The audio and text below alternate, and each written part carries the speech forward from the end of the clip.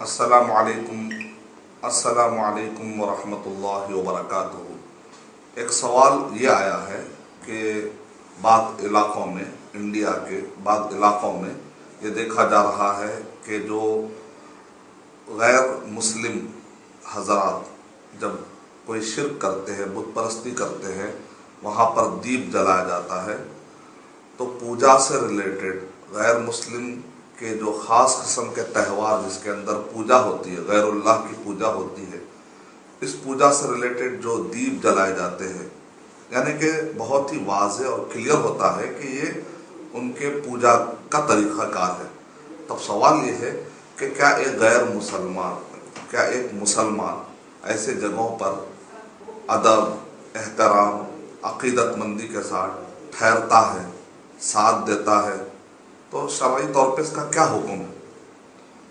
سب سے پہلے تو اصول یہ ہے، نمبر 1 پہلا پوائنٹ یہ ہے کہ ہم کو اسلام اس بات کی اجازت دیتا ہے کہ ورلڈلی میٹر، دنیاوی جو معاملات ہوتے ہیں اس کے ساتھ دنیاوی معاملات میں مسلم اور غیر مسلم آپس میں اچھے تعلقات رکھ سکتے ہیں، لیکن جو دینی مسئلہ جب بھی آ جاتا ہے تو نو کمپرومائز، کوئی کمپرومائز نہیں ہو سکتا، کیونکہ اللہ تعالیٰ نے قرآن مجید میں ارشاد فرمایا لکم دینکم ولی دین، آپ کا دین آپ کے لیے، ہمارا دین ہمارے لیے ہے۔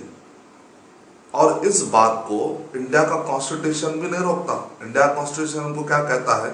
انڈیا کے کانسٹیٹیوشن آرٹیکل نمبر 25A میں لکھا ہوا ہے کہ ہر مذہب والا اپنے مذہب کو مان سکتا ہے، یہاں تک کہ اس کو پرچار بھی کر سکتا ہے، لیکن کسی پر فورس نہیں کر سکتا۔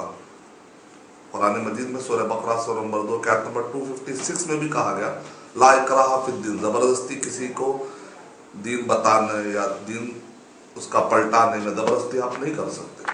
ہاں، آپ بتا سکتے ہیں، آپ بتا سکتے ہیں۔ اس آرٹیکل کی روشنی میں بھی ہم کو کہیں پر بھی مجبور نہیں کیا گیا، انڈیا میں کہیں پر بھی مجبور کوئی کر نہیں سکتا کہ ایک مسلمان جا کر غیر مسلم حضرات جب وہ شرک کرتے ہوں، پوجا کرتے ہوں، تو وہاں جا کر اگر آپ ادب سے ٹھہر رہے ہیں، وہ احترام سے ٹھہر رہے ہیں، اس شرک میں، اس بت پرستی میں اگر آپ ساتھ دے رہے ہیں تو قرآن کے بھی اگینسٹ ہے، قرآن اور حدیث کے بھی اگینسٹ ہے، اور انڈیا کے لا میں بھی ایسی کوئی مجبوری چونکہ نہیں رکھی گئی ہے، تو آپ کے پاس ایسا کوئی عذر تو نہیں ہے کہ مجھے مجبور کر دیا گیا، مجھے دبایا گیا۔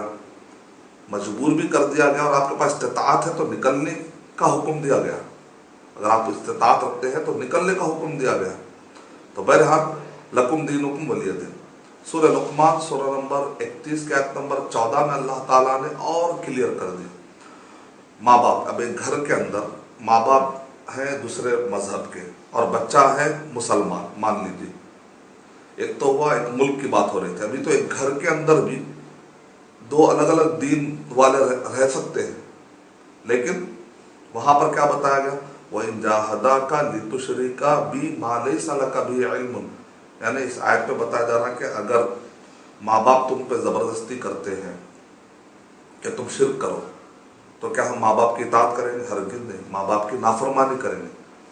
یعنی دوسرا کوئی رشتہ دار ہو تو الگ بات ہے، یہاں تو ماں باپ کے بارے میں بتایا جا رہا کہ ماں باپ بھی اگر تم کو شرک کرائے تو ماں باپ کی بھی اطاعت نہیں کرنی۔ تو اتنا اہم اور نازک مسئلہ ہے، کیا کہہ رہے ہیں فَلَا تُطِعْهُمَا، شرک کے مسئلے میں ان کی اطاعت نہیں ہوگی۔ لیکن کیا اس کا مطلب یہ ہے کہ ہم دنیائی معاملات میں ان سے بدتمیزی کریں گے؟ نہیں۔ فَلَا تُطِعْهُمَا وَصَاحِبْهُمَا فِي الدُّنْيَا مَعْرُوفًا، جب وہ شرک کرائیں تو تم ان کی اطاعت مت کرو، لیکن دنیاوی اعتبار سے ان کے ساتھ اچھا سلوک کرو۔ ہو سکتا ہے تمہارے اخلاق سے متاثر ہو کر وہ اسلام قبول کرے یا اسلام کے بارے میں سوچے۔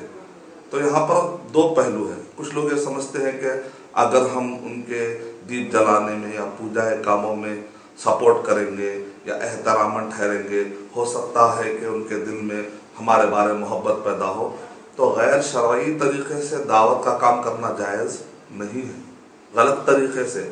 علماء کرام نے کہا ہے کہ دین کا کام حرام طریقے سے نہیں ہو سکتا۔ ہاں، اگر آپ کو متاثر کرنا ہے تو دنیاوی اعتبار سے آپ ان کو جو چیز آپ انوائٹ کیجیے، खर्दा दीजिए, उनकी तकलीफ दूर कीजिए। ज़रूरत पड़ने पर एक मुसलमान गैर मुस्लिम को खून भी दे सकता है, जान बचाने के लिए पैसा दे सकता है, इलाज कर सकता है, तसल्ली दे सकता है। बहुत जायज़ कामों की फहरिस्त बहुत लंबी है, लेकिन दीन का मसला जब भी आएगा नो कॉम्प्रोमाइज। मैं समझता हूँ कि दो पहलू हमारे पास बहुत क्लियर होना ज़रूरी है, कुरान और हदीस के एतबार से भी, कानून के एतबार से भी। आपको गुंजाइश अल्हम्दुलिल्लाह कहीं पर भी गुंजाइश है और उधर का कोई चांस नहीं है कि हम इन मसलों में सुस्ती बरतें। मैं अल्लाह ताला से दुआ करता हूँ कि अल्लाह सुब्हानहू व तआला दीन के मसले में हमको मजबूत बनाए, कॉम्प्रोमाइज़ नहीं करने वाला बनाए, दुनियावी एतबार से हमको अच्छे अखलाक अपनाने वाला बनाए, शरीयत के दायरे में रहकर। अस्सलामु अलैकुम व रहमतुल्लाहि व बरकातहू।